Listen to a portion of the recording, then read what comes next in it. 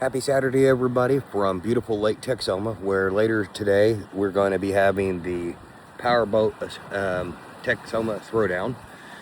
It's an annual event they do down here. A lot of the big boats come out. They do races along the lake here. And if you've never been down here, I would strongly encourage you to come down and check it out sometime. It really is pretty fun to watch, and it's amazing to see some of these boats. But today is week number 3 of questions that I have had over the last 18 months about the Shane Alexander series, and in particular the Final Verdict, since that was the first book that came out. And today's question was, who is your favorite character? There's several good ones. I mean, Shane Alexander, the main character in the book, he brings in a very raw emotion that is really hard to explain unless you're military and you sit there and go, yep, I can relate to him. You have Lauren Taylor, who Shane's best friend growing up. They joined the military together. A lot of humor, and just he's a funny character. You start reading some of the stuff that he says, thinking that Bosnia was in the Middle East, and and you just sit there, and we all know those kind of people, and we're sitting there going, can you really be that dumb? And you get that from him.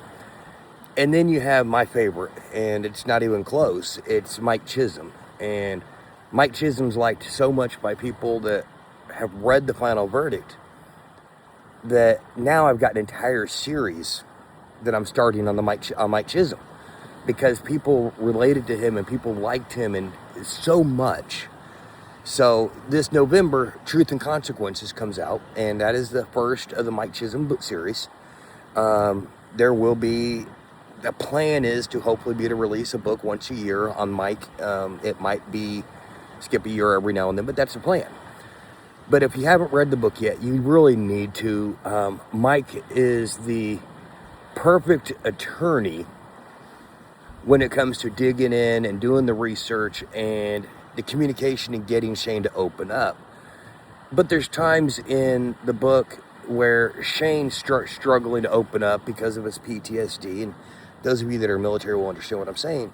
And so Mike has to go resort to other methods, I guess is a good way of putting it. And part of that is the dark humor that most of us military people have. And I'm not going to go into a lot of the details on it, but there's a few different spots on there, and you need to look at it. So this is the first week of several that I'm going to do a dive into the characters.